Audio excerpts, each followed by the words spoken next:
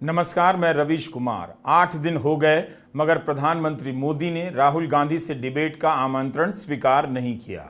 यह बहस वैसे भी नहीं होनी थी, लेकिन कांग्रेस महासचिव हर दिन ट्वीट कर याद दिलाते हैं कि प्रधानमंत्री ने चुनौती स्वीकार नहीं की। आमने सामने भले बहस ना हो सकी हो, लेकिन 18 मई के दिन दोनों दिल्ली में सभा कर रहे थे और बहुत कम दूरी पर। हम दोनों के भाषणों पर बात करेंगे, लेकिन उससे पहले दिल्ली से जुड़ी एक और राजनीतिक खबर जो आज की है।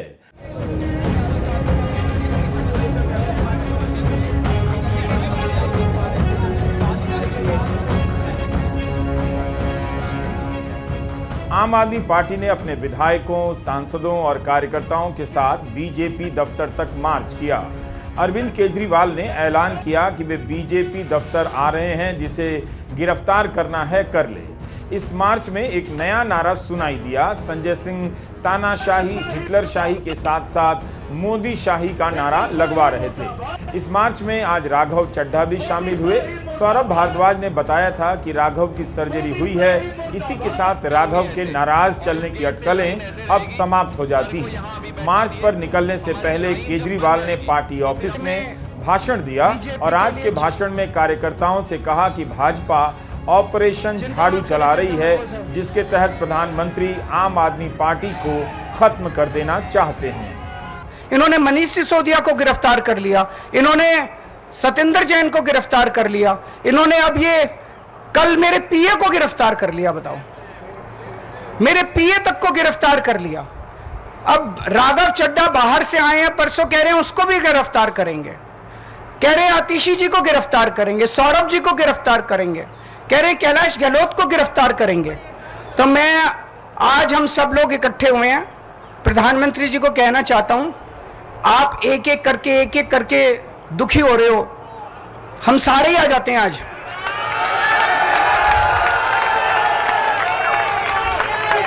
आज आप हम सबको गिरफ्तार करके देख लो, आज आप हम सबको गिरफ्तार कर लो, हम कोई डरने वाले नहीं हैं।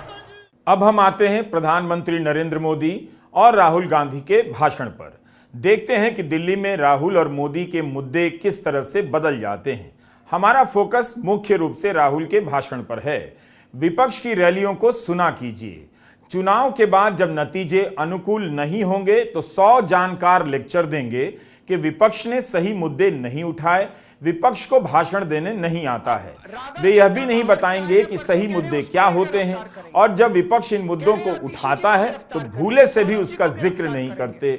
उसी समय में ये जानकार मोदी के मुद्दों को बार बार दोहराते हैं, बात करते हैं, उनके नारों को भी दोहराते हैं, लेकिन विपक्ष के किसी नारे का नाम तक नहीं लेंगे। विपक्ष में कमियां हो सकती हैं भी। कई हफ्तों तक कांग्रेस का खाता बंद रहा, विपक्ष के नेता जेल में डाले गए, चंदे का भी टोटा रहा। इसके बाद भी विपक्ष ने 2024 के चुनाव में मजबूत भूमिका अदा की है। दिक्कत यही है कि कांग्रेस हो या विपक्ष का कोई दूसरा नेता हो, उनके नेता की बात रैली से आगे अखबार और चैनलों पर नहीं पहुंचती, ताकि जनता के दूसरे बड़े हिस्से तक बात पहुंचे।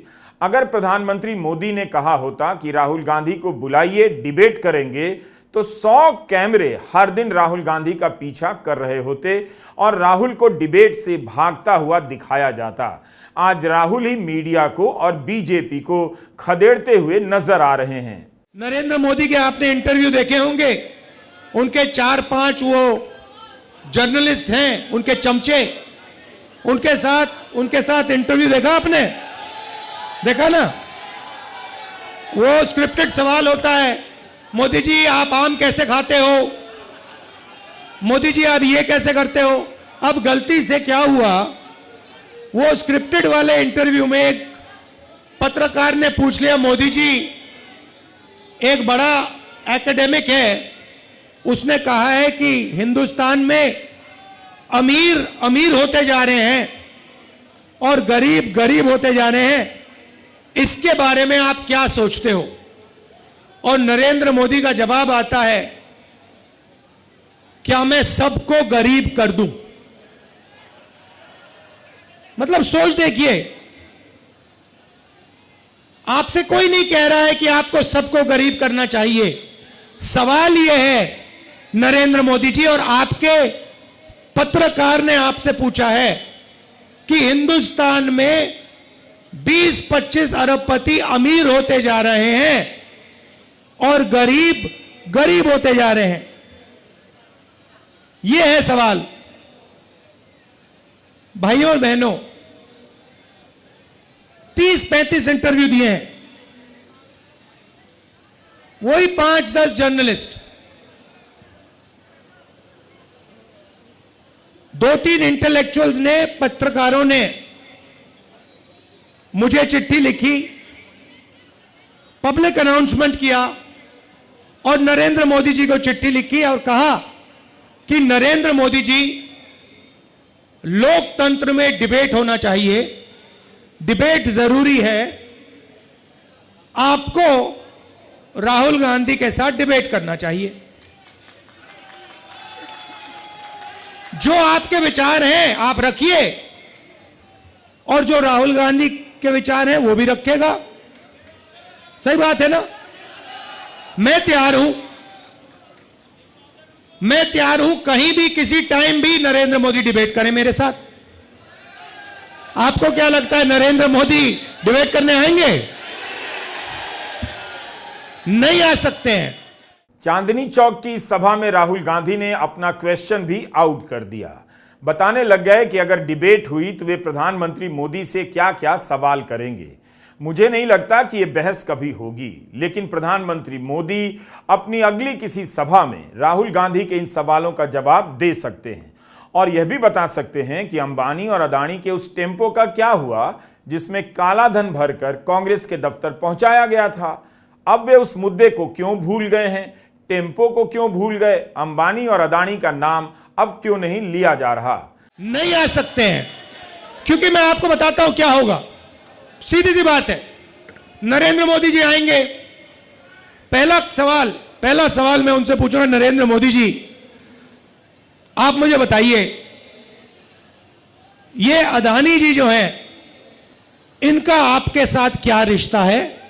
हिंदुस्तान में आपने इनको एयरपोर्ट दिए, पोर्ट्स दिए, इंफ्रास्ट्रक्चर दिया, डिफेंस इंडस्ट्री आपने इनको दे दी, अग्निवीर आपने इनके लिए किया, जवानों से शहीदों का हक खींचना।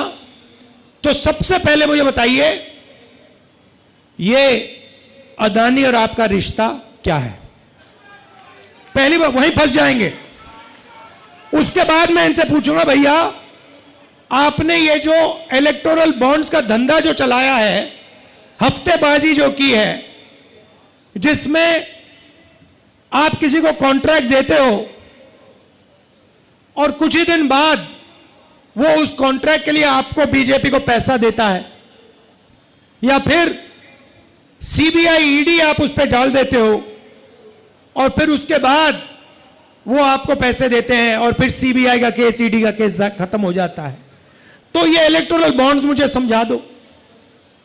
इसी में नरेंद्र मोदी फंस जाएंगे, डिबेट वहीं खत्म हो जाएगी। और मैंने मतलब किसानों की बात ही शुरू नहीं की।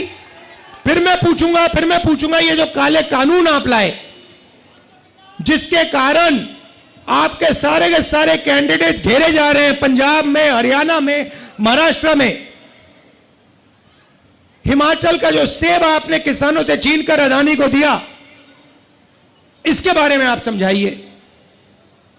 फिर उसके बाद मैं कहूंगा, नरेंद्र मोदी जी, जब कोरोना में लोग मर रहे थे, गंगा में लाशों के ढेर पड़े थे, बेटे अपने माता पिता को मरते देख रहे थे, आपने देश को थाली बजाने के लिए क्यों कहा?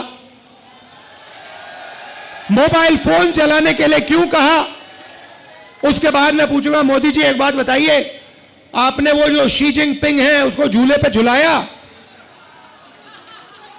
उसको आपने समोसा खिलाया और वो हिंदुस्तान की दिल्ली जितनी जमीन उठा के ले गया, उसकी आर्मी आज तक उसमें बैठी हुई है। ये आपने क्या किया?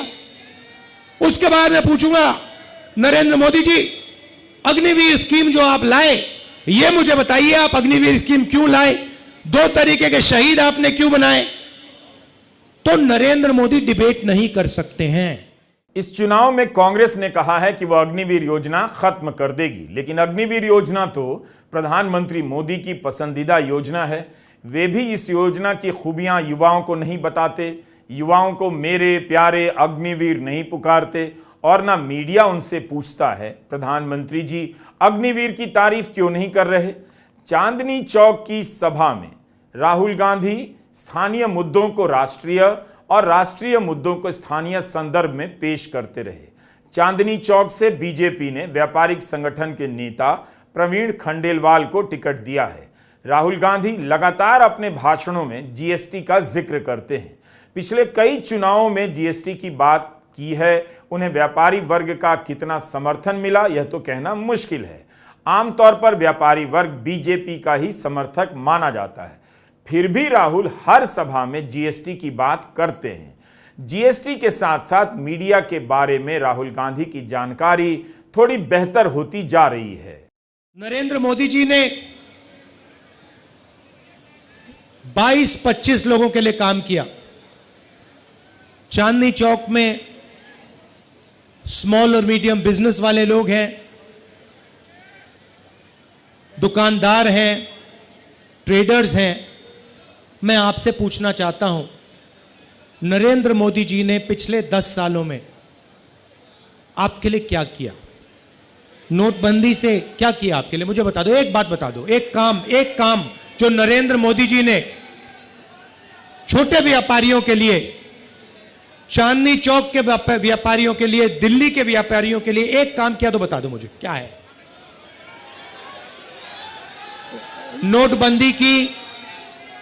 नोटबंदी की उससे आपको नुकसान हुआ, आपका कैश फ्लो खत्म हुआ और हजारों बिजनेस बंद हो गए। गलत जीएसटी लागू की, 5 अलग अलग टैक्स, 28% तक टैक्स, और टैक्स में भ्रष्टाचार, एक्सटॉर्शन बढ़ाया बीजेपी ने। तो मैं आपसे पूछना चाहता हूं, मुझे आप बताओ कौन सा काम नरेंद्र मोदी ने आपके लिए किया हो? 18 मई को प्रधानमंत्री मोदी की भी दिल्ली में सभा थी। वे उत्तर पूर्वी दिल्ली में मनोज तिवारी के लिए प्रचार कर रहे थे, जहां से कन्हैया कुमार कांग्रेस के उम्मीदवार हैं। इस चुनाव में मनोज तिवारी बीजेपी के अकेले सांसद हैं जिनका टिकट नहीं कटा। अपने भाषणों में प्रधानमंत्री कब राजनीतिक हो जाते हैं, कब अवतारी पुरुष हो जाते हैं, पता नहीं चलता। उन्होंने कहा कि वे अपने लिए नहीं जन्मे हैं। कब उनके भाषण में बचपन की कहानी शुरू होती है, कब जवानी की, कब घर की कहानी शुरू होती है, कब घर छोड़ने की, पता नहीं चलता। साथियों, मैं इसे ईश्वर का आशीर्वाद मानता हूं कि परमात्मा ने मुझे देश के विकास को तेज गति देने के लिए आपकी सेवा में भेजा है। 50-60 साल पहले मैं अपना घर छोड़ करके निकला था। तब मुझे भी पता नहीं था कि एक दिन लाल किले पर तिरंगा फहराऊंगा।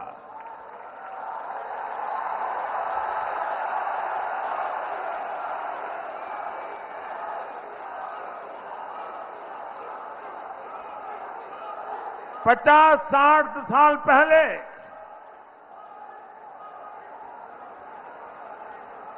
जब घर छोड़ा, सब कुछ छोड़ चुका था, सब कुछ छूट गया था, लेकिन तब मुझे पता नहीं था कि एक दिन 140 करोड़ भारतीय ही मेरा परिवार बन जाएंगे।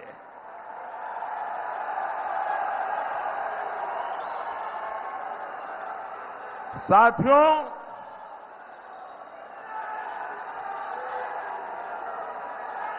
न अपने लिए मैं जिया हूं,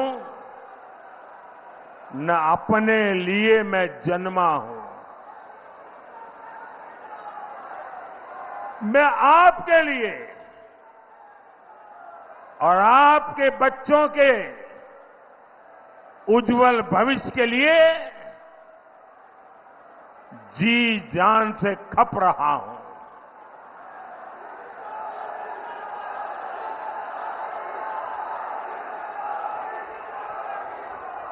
समाज जीवन का स्वाभाविक क्रम है कि हर परिवार, घर का हर मुखिया अपने वारिस के लिए सोचता है, योजना बनाता है और कुछ करता भी है। मुझे तो वो भी नहीं करना है। मेरा कोई वारिस नहीं है। अगर मेरा कोई वारिस है तो आप ही मेरे वारिस हैं। 140 करोड़ देशवासी वही मेरे वारिस है। और इसलिए मैं आपके लिए ही दिन रात मेहनत कर रहा हूं। केवल प्रधानमंत्री ही दिन रात काम करते हैं। जब वे दिन रात काम करते हैं तो उनके मंत्री भी करते होंगे। उनके मंत्रियों ने तो कभी दावा नहीं किया कि वे भी प्रधानमंत्री के साथ साथ दिन रात काम करते हैं। प्रधानमंत्री अचानक दैविक भाषा का इस्तेमाल क्यों करने लग जाते हैं? खुद को महामानव बताने में उन्हें ज्यादा मजा आता है ताकि जनता को लगे कि कितना काम कर रहे हैं, जबकि जनता को पूछना चाहिए कि आप जो इतना काम करते हैं, हमारी हालत इतनी खराब क्यों है, बेरोजगारी क्यों है। दैविक उद्देश्य राजनीतिक कार्य से बिल्कुल अलग होता है। पीएम खुद को नेशनल पुजारी तो बना ही चुके हैं, अब नेशनल अवतार की तरफ भी बढ़ने लगे हैं। ईमानदार होने की अंतिम गारंटी यही है उनके हिसाब से कि किसी का कोई वारिस नहीं। क्या जिनका वारिस होता है वो ईमानदार नहीं होते? उस हिसाब से तो राहुल गांधी का भी कोई निजी वारिस नहीं। इलेक्टोरल बॉन्ड का हाल सबने देखा।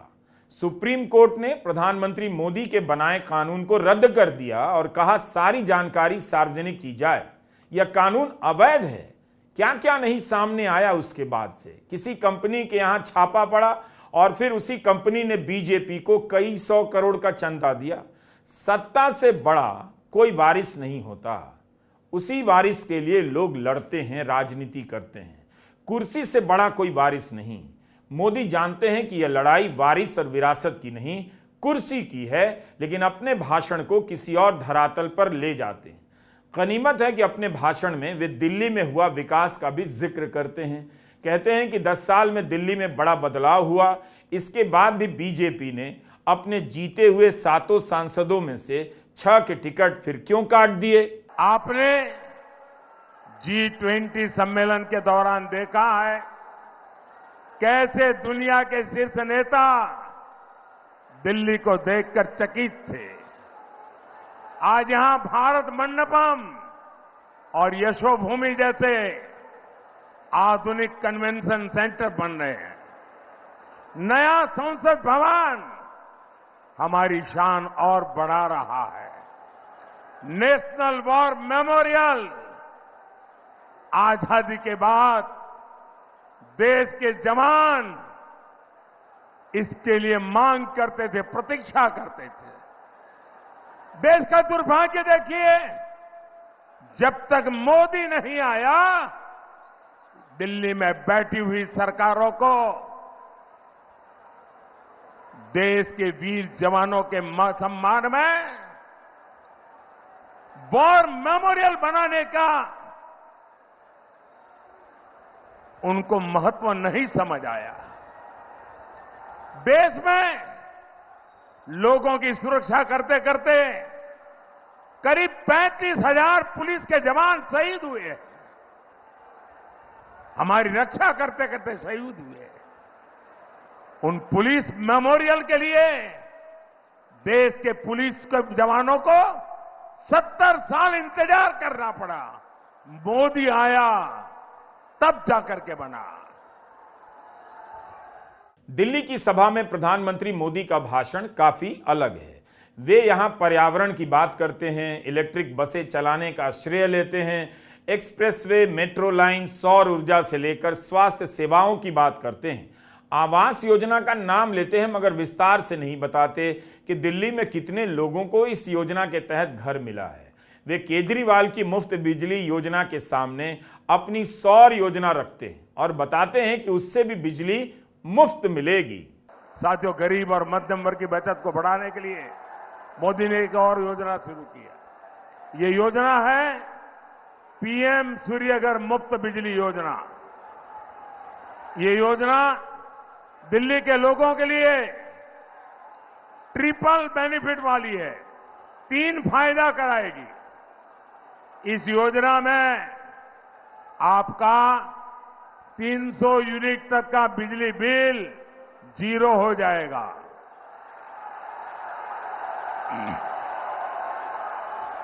बिजली बिल 0। और इसके लिए भारत सरकार 75,000 रुपीज, 75,000 रुपये तक की मदद देगी। और ये ऑनलाइन रजिस्ट्रेशन चालू हो चुका है। इस 75,000 रुपये से अपने घरों पर सोलर पैनल लगाएं, घर में जो इस्तेमाल करने की बिजली की जरूरत है उपयोग कीजिए, और जो अतिरिक्त बिजली होगी वो सरकार खरीदेगी, उससे आपको कमाई होगी। बिजनेस टुडे की एक रिपोर्ट है कि 3 से 5 किलोवाट यूनिट का सोलर पैनल लगाने पर 2.25 से लेकर 3.5 लाख तक का खर्चा आता है। इसमें सरकार की सब्सिडी 60 से 78 हजार रुपए की होती है। तब भी सोलर पैनल काफी महंगा हुआ तो यह फ्री कैसे हो गई, इसे प्रधानमंत्री ने साफ नहीं कहा। वे नहीं बताते कि शुरुआती लागत जब लाख रुपए से अधिक है तो आम आदमी कहां से लाएगा, जबकि केजरीवाल फ्री में बिजली दे रहे हैं। सोलर पैनल से उत्पादित बिजली जब लागत लाखों रुपए की है तो फ्री कैसे हो सकती है। लेकिन यह सब सवाल मीडिया में उठना चाहिए और मीडिया के बस की बात अब है नहीं। राहुल गांधी प्रेस की भूमिका को ठीक से समझने लग गए हैं और उसकी खिंचाई करने लग गए हैं। प्रेस के मित्रों, आपका भी स्वागत, मगर आप हमारे मित्र नहीं हो। कहना पड़ता है, मगर आप ना छोटे व्यापारियों के मित्र हो, ना युवाओं के मित्र हो, ना किसानों के हो, ना मजदूरों के हो। आप अदानी जी के, मोदी जी के मित्र हो। और आप 24 घंटा कभी अंबानी की शादी दिखाओगे। आपने कभी नोटिस किया चांदनी चौक के भाइयों और बहनों कि ये कभी भी छोटे व्यापारियों की, स्मॉल और मीडियम बिजनेस की, कारीगरों की बात नहीं करते हैं, मगर 24 घंटा आपको या बॉलीवुड स्टार्स दिखाएंगे, या अंबानी की शादी दिखाएंगे, या फिर नरेंद्र मोदी जी का चेहरा आपको दिखेगा। तो ये कहना पड़ता है, मगर ये हमारे मित्र नहीं हैं, ये 2-3 अरबपतियों के मित्र हैं। खैर, इनकी गलती नहीं है। ये जो स्ट्रिंगर्स हैं, कैमरामैन हैं, ये इलेक्शन में वोट इंडिया अलायंस को देंगे, देख लेना। दिल्ली में मतदान 25 मई को है। जाहिर है अगले 4 दिनों तक दिल्ली में चुनावी घमासान होने वाला है। रैलियों में नेताओं के भाषण सुना कीजिए, पता चलता है कैसे बात बनाई जा रही है, छिपाई जा रही है और घुमाई जा रही है। नमस्कार, मैं रविश कुमार।